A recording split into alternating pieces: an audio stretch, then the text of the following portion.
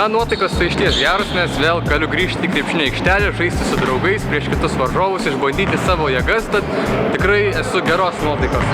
Ar senai pradėt pasiruošimą naujam lygos planui? Na, tiesą sakant, nelabai, prieš gal kokį mėnesiuką, nes, na, lygos, traumos, visą kitą, tai žodžiu, taip nesenai pradėjom.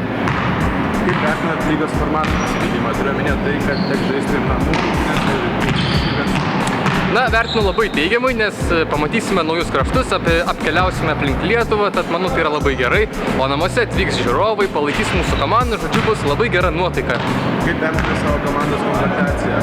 Jūsų manymu trūksta komandų? Išties gana neblogai vertinu. Na, aišku, trūksta atletiškų žaidėjų, kurie galėtų įkrauti iš viršaus arba aukštų centrų, bet manau, kad mūsų komanda yra labai gerai subalansuota. Utenoje finalas jums žaisti dar neteko. Kaip vertinate savo galimybes patekti į etapą ir kokie yra tikslai šį sezoną? Na, aišku, tikslas yra laimėti čempionų titulą, na, bet kaip seksis tai matysime. Aišku, savo galimybės vertiname teigiamai, nes, na, esame tvirta komanda ir pasitikime savimi. Ačiū ir sėkmės. Dėkui.